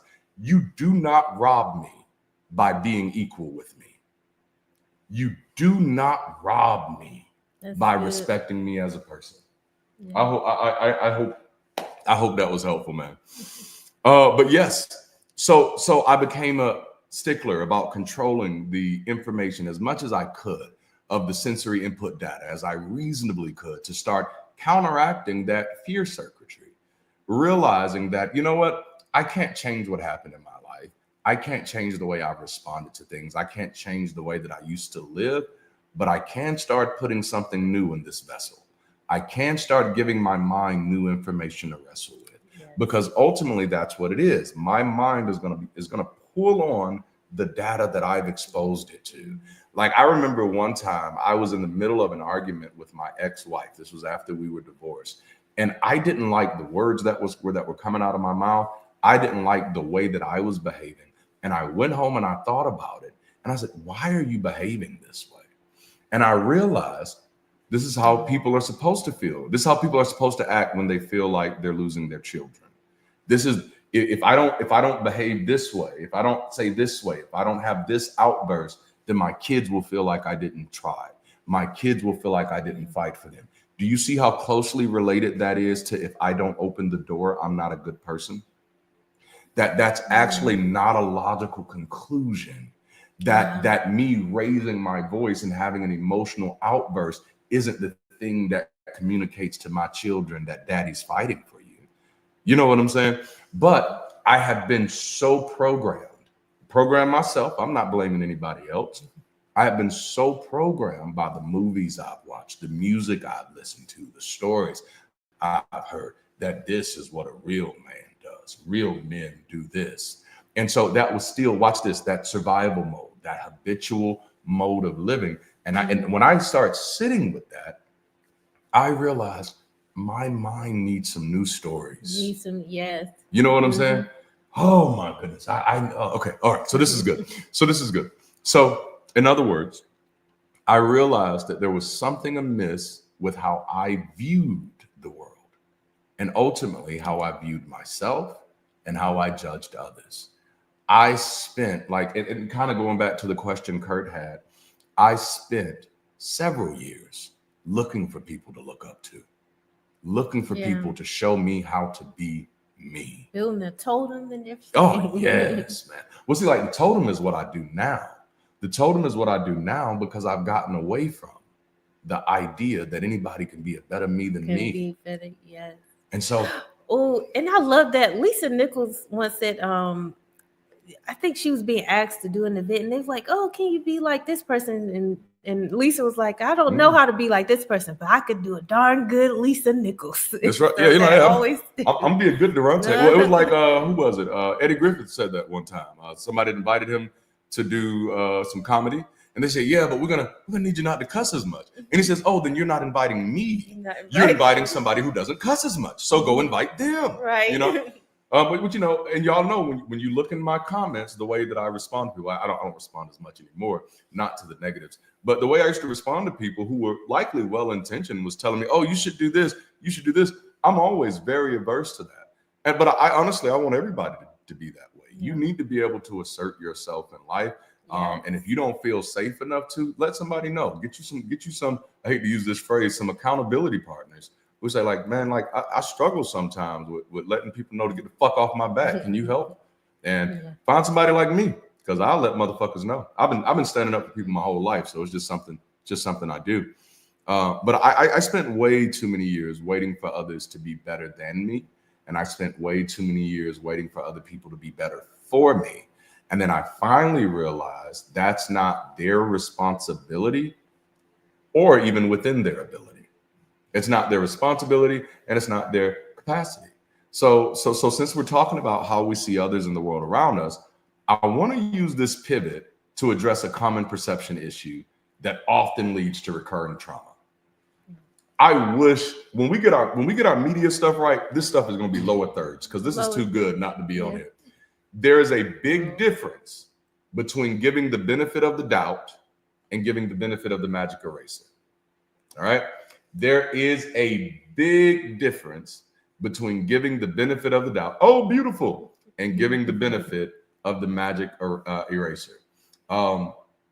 Much of the time and energy is spent trying to pin good intentions on a person, or at the very least, analyzing their intentions. The uncertainty tends to grow the less we trust ourselves in general, and the more we're inclined to throw out self-worth into the mix and question ourselves and what we've done to provoke what we're doubting. And I lived here my whole life in ministry. My whole life in ministry, I kept giving abusive leaders the benefit of the magic eraser, thinking I was giving them the benefit of the doubt. And what this was really evidence of, which I didn't get over until I resigned from The Rock in 2015. That was my breakthrough moment. What I didn't realize I was doing was not trusting myself. Why? Because I was looking for somebody better than me to teach me how to be a better me. And so since you are better than me and you're the ones who can teach me how to be a better me, you must know more than me. So if you're doing this, you must have a good reason. And I just don't know what that reason is. I wonder where I got that pathology from. Being a Christian, God works in mysterious ways. You don't know how he's going to do this yet. You know what I'm saying? Yeah. That's good. Thank you, Maya. Yes. Super chat, $3 super sticker. Oh, I love those. Thank you so much, Maya. We appreciate you. Yes. Oh, that's beautiful. And so pointing out some things in that is, aside from the fact that we cannot prove what another person's intentions are or were, that's up to them to do. What we forget is that who a person is self-evident, that they show us their intentions. We sometimes take seeing the best, if you will, in people too far and interpret giving the benefit of the doubt as denying what we saw. That is so, because I lived my life like that. Especially in my younger years, I always gave people the benefit of the doubt, bypassing their current behavior. Now, I'm always of the notion that people can improve, people can change, people can learn. But some people, and you know this, you see some people aren't improving. Some people don't want to improve. There are literally people who say, I don't like to read, so I don't read. I don't want to know. And it's like, how are you telling people what to do? How are you giving advice and doing these things? And you don't want to read, that makes no sense to me. But yeah, if your guru doesn't like to read, you need a new guru. Yes, and so when people and we heard this before, when people show you who they are, believe them, because they're not looking to change. So you can't want more for someone else than they want for themselves. And just to piggyback on that, at that moment, that's when you're being toxic. Yes. When you want more for somebody else than they want for themselves, you are the toxic person in that relationship. For years, as a child, and I know this is going to rub some of y'all the wrong way, but it is what it is. It's my truth. For years, I was in a toxic relationship with my mother and in a toxic relationship with my father because I wanted them to be better than they wanted to be. Now, again, I'm being very staunch here. I get it, but I'm just highlighting something, that there was nothing about my desire for them to be better that would have ever changed their desire to be better. That's so unfortunate. But unfortunately, going back to those cultural upbringings and these cultural upbringings, but that's always going to be your parents. That's always going to be your mama. That's where you get encoded with, I have to give them that magic eraser. No matter how ugly they are, no matter how abusive they are, no matter how violent they are, no matter how dismissive they are, we're going to completely undermine the trauma that we're putting the other person through to uphold the cultural anecdote. I said later for that bullshit. Yeah. And then when you learn and when you grow, you learn that you have the right to set boundaries no matter who you're setting boundaries for. So sometimes those boundaries got to be set for family. And then if they learn and if they pay attention and if they really love you and want a relationship with you, they will respect those boundaries and you're able to move past it. So before you continue, someone asked, what are my thoughts on people like Andrew Tate? I like questions like this because my answer is probably going to be not the norm. I don't have any thoughts on Andrew Tate. I do not know Andrew Tate. I've never met him. But remember that thing about controlling the flow of information? I'll be honest with you, and I think I've said it before. I think half of the stuff that most people talk about is just useless garbage gossip that nobody's going to do anything about. Half of the people who spend all of their days talking about the people they don't like, I'm not going to lie, it's one of those things that creflows my dollars. So it's not something I spend a lot of time in. No, I don't know these people. People used to ask me when Bill Cosby got arrested and R. Kelly got arrested, what do you think? Do you think he's innocent? Do you think he's guilty?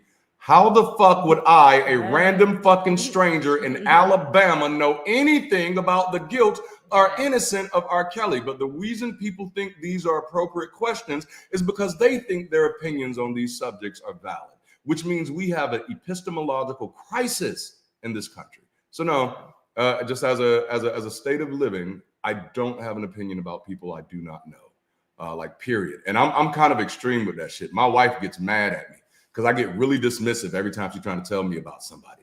Oh, do you know about such and such? Like, I don't know these people. I don't care about such and such. This is one of the reasons I actually stopped listening to Black radio. It was very disappointing. It was hard for me, but that's all. I love news shows, talk shows, and stuff. And I'm like tired of listening to stuff that gossip. Yeah. Like, damn, I don't care who had a baby. I don't care who's getting married. I don't care who's getting cheated on. I don't care who said something stupid. Like, surprise, there's 8 billion people on this planet. About 7 billion of them are saying something stupid every day. Every time somebody's shocked that somebody said something stupid, I'm just like, where have you been living? Have you not been living on this planet? I've been hearing people say stupid shit my whole life. So I'm sure Andrew Tate is one of those people who just says some stupid stuff, you know. But no, I don't know these people. I don't have any opinions about them. And I honestly, I encourage people, like, please detach your opinions from people that you don't actually know, because it's useless as fuck. Yeah. You know, like it's really, really, really just useless. And again, that goes back to that controlling the flow of information. Out of all of the information that I have 4 kids, 2 of which that are getting ready to go to college. I was born in poverty, generational poverty. How the fuck is me having an opinion about Andrew Tate gonna do anything to improve life for my children, improve life for my family? You know, How's my opinion on Andrew Tate gonna help me build community? It's not. How is it gonna help me feed people? It's not. How is it gonna help me to protect the people that he may be a threat to? It's not. It's just useless. But no, thank you for that question. It's popular. People like to ask about those things in the secular community. I do like to answer those questions. I am that type of person that is a little different from everybody else. But I honestly, the person I'd want to talk to about Andrew Tate is the person that's in his life. Otherwise, anybody I'm talking to, that information they have, it's speculative at best. You shouldn't want my opinion about anybody I don't know for the same reason you shouldn't believe the Bible, because it's not direct witnesses. That's so good. Yeah. You see how I brought that back in there? All right. Okay. That's good, because you want people to do the same for you, or at least I would. So if someone asks someone who never met me, never talked to me, but they just seen videos, and they say, "Do you like Darnaya? Do you know Darnaya? She did this. I heard this." And you don't know me. I'm you can't say anything. Yeah. I could tell you more about myself than anybody else, but you. And then I probably wouldn't, because you're a stranger. You're a stranger. Right. I don't have to. People come in my comments, tell me what church you pastor. Why? Why would I tell you this? You're just a random stranger who demanded some information. I'm gonna treat you like you are. You know what I'm saying? And you're a random stranger. I don't have to treat you like you any more than that. That's taking control of your life. Yes. So we're not given the benefit of the doubt when we pretend that something didn't happen, or we start coming up with all manner of stories and excuses in an attempt to shut down our misgivings and silence our inner voice. So we're definitely not given the benefit of doubt when we felt uncertain about the presence of, or is actually continuing to happen, and potentially has other things that back up our initial feelings or concerns. Yes. And so when it comes to the benefit of the doubt, it's like, is it even necessary? Like, right. Absolutely. Yep. And Eeyore Kai, my answer would still be the same. What would be the utility of my thoughts on it? I think the secular community does a bad job of bringing too much attention to bad actors just to titillate themselves to have some conversation. Now, if we're going to talk about this because we're trying to win his audience, that's a whole nother thing. But the content I do is not going to appeal to Andrew Tate's audience. So, again, this isn't directed.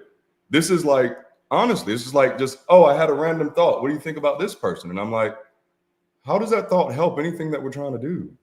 I think I've expressed to you all that I'm a pragmatist. And so things have to have some sense of utility for me. And so no, I'm firmly against gossip just for the sake of gossip. I know a lot of people do it. I know it's really popular in this space. I'm not getting it. How is what this is the reason why we're building community. There are people out here who can't afford to pay their fucking bills. Okay? There are people who can't afford health care. There are people who can't get good employment. There are people who can't get assistance, whether it's for their sexual needs, gender needs, reproductive needs. And instead of us focusing on creating solutions for that, we jump on every fucking bandwagon of salacious gossip with no intentions of doing anything about it. It's just to be able to say we had an opinion and we shared it. And then my thing is, okay, so now what are we going to do with that opinion? So no, my answer when anybody asks me what I think about any person that I don't know will likely be, I don't have any thoughts about them. I don't have that extra room in my mind for irrelevant people. With everything that I'm working on, I don't have time to scroll through social media and see what has everybody's, draws in a bunch. I don't jump on those bandwagons. The people who are there, they're going to handle that. The people that's their thing. They're going to do whatever they do. That's not me. I honestly, I think y'all know. I've said it. I think if your life is not where you want it to be, I think you should spend more attention on your life than other folks, you know, and you should find other folk to work with, because that's how you build community. To everybody who wants to know how this country got the way that it is, we've been too busy eating cake, going to the circuses, and watching damn gossip instead of working with the people next to us, you know? So as we wrap up today's conversation, I want us to take a moment and reflect. Are we looking through dirty glasses? And think about it. I think we just had a very good demonstration that I think sometimes we are. Because you can be having a conversation about what you can start doing to improve your perception of the world around you, you know, and how we can help, you know. I want us to ask ourselves, are we choosing to cleanse those lenses? Every day we're going to be faced with challenges, but it's the way we perceive those challenges that determines how we react. Mm-hmm. Our worldview, shaped by upbringing, education, experiences, that fear circuitry, which is what we're tapping in when we're like, hey, there's this big threat. There's this new big bad, you know? Like for me, the big bad was the devil. I spent all my time talking about the devil. And then the big bad was we didn't call it your left wingers back then, but it was the secular folk. It was those, what do you call them? Those Eastern religion folks, you know? And then the big bads were the people who wanted to get abortions. And then the big bads, you know, it's always, there's always going to be a big bad, just always. And it's just like, okay, I'm not looking for the people who can point out the newest big bad.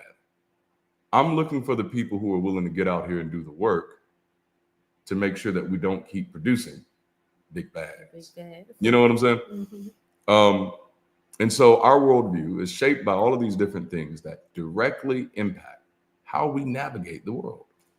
And so in this series, we're choosing to become the watcher, to step back, observe, and actively choose how we want to see the world, not through the fog of past limitations, but through the clarity of new possibilities. So together, we can challenge the lenses through which we've viewed life and choose to see with fresh eyes, understanding that our perception is our reality. So let's clean our glasses, and I have glasses to clean, obviously, and adjust our perspective and begin to see the world and ourselves in a new light. Oh, yes, I love that. And I love what Stephanie said. Thank you, Stephanie. She said, it's the cruel ideas that matter. To the extent that people are effective in spreading them, not affording them a platform to do so, is a positive contribution to kind of discourse. And I absolutely agree with that. Thank you so much for that. Whew, this is beautiful. So what we're building here isn't just another community. It's a movement. I'm sure you can already kind of tell. A movement that's pushing back against the forces that divide us, that challenges the status quo, and that empowers individuals to rise above the limitations imposed by societal norms, personal doubts, and institutional barriers, because they all work together, you know? We always say that no person is an island, but I've realized over the past decade that nothing is an island. Everything kind of works together. And so at BridgeCity Global, we're creating something truly transformative, and you can be a part of it. We need people who are ready to put their hands to the wheel, people who want to help build, support, and sustain a community that prioritizes empathy, respect, and collective progress. This isn't just about sitting back and watching. It's about actively engaging, taking ownership of the change we want to see, and taking the lead. Here's how you can help make an impact. You can become a volunteer. We're constantly seeking passionate, driven individuals to help us organize events, support community engagement, and amplify this mission. Whether it's behind the scenes or leading the charge in local groups, your time, talents, and energy are invaluable. When you volunteer with us, you're not just helping an organization, you're helping to shape the future of a community built on solidarity, inclusion, and growth. You can also support financially, if you got 99 problems and money ain't one. Building a community that makes tangible impact requires resources. Your financial contributions fuel everything from our online programming to in-person events, educational outreach, and much more. Every dollar you invest goes directly to creating opportunities for others to experience the power of community.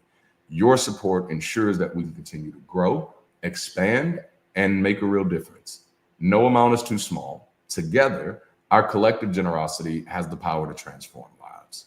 And then beyond volunteering or donating, the greatest way to support Bridge City Global is to become an ambassador for our mission. Share our mission, invite others to join, and spread the word about what we're doing. The more voices we have advocating for this cause, the stronger our collective impact will be. We are at a pivotal moment in our journey, and we need you to step into your role as an active participant. If you believe in the vision of building a world where community, resilience, and growth thrive beyond the constraints of superstition and division, then there is no better time than now to get involved. Together, we can create a future where everyone has the tools, support, and opportunity to thrive. Let's build this community. Let's build this movement. Join us in making a difference today. Thank you, Kurt, for that $4.99 super chat. Bridge Supplies. That is absolutely beautiful.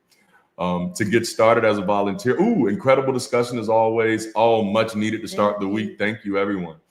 To get started as a volunteer, let us know that you're interested in the Discord.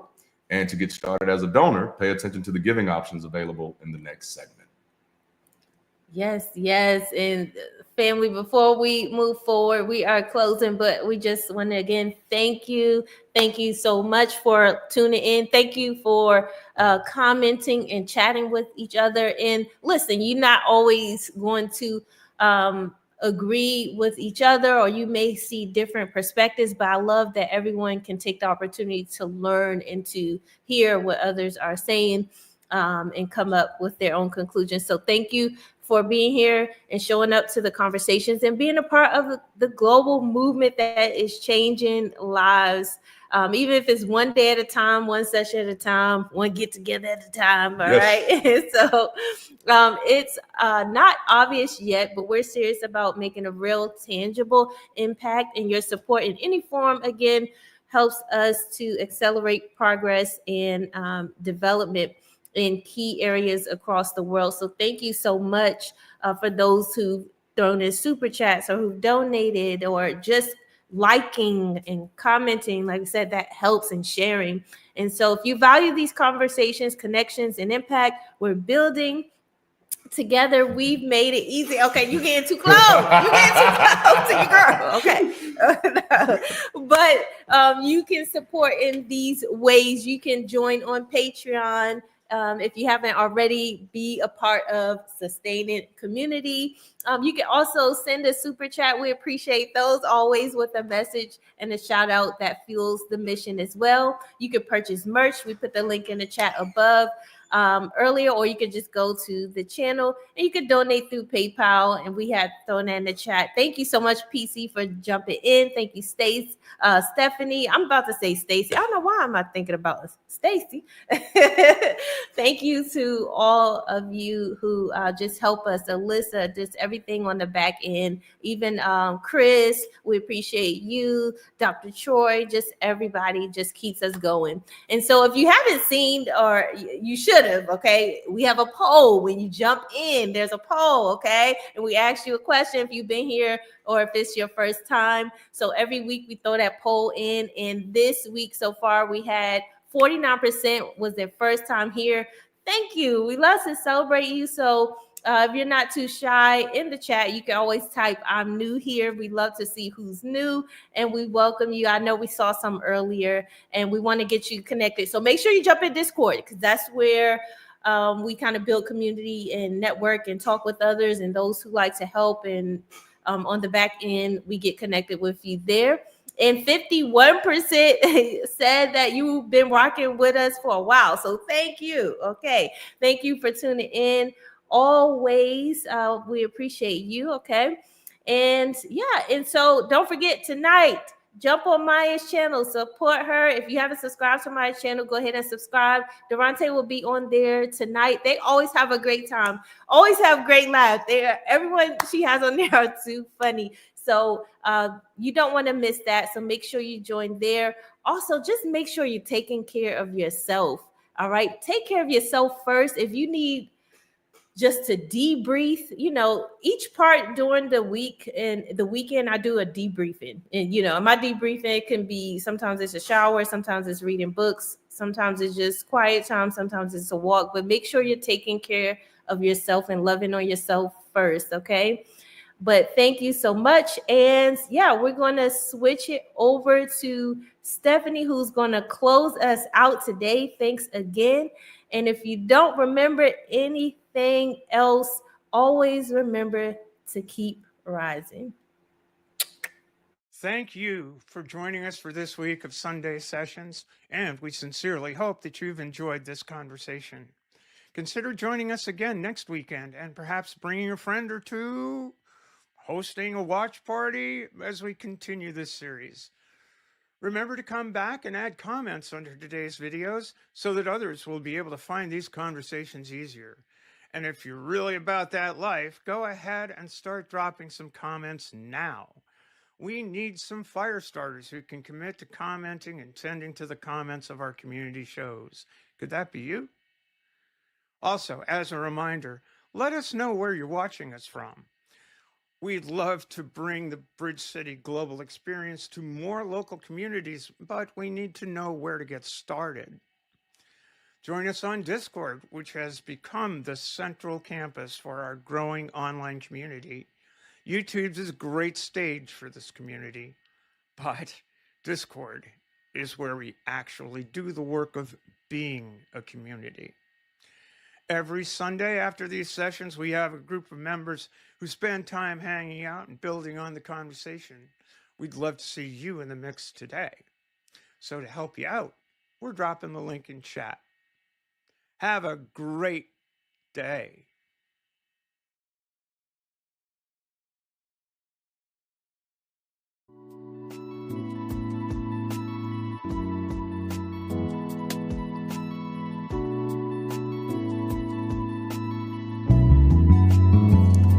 I finally found the agency to live in my authenticity. Ooh, I got my own autonomy. You could never bother me. Yes, I'm a fuck with the ball, yeah.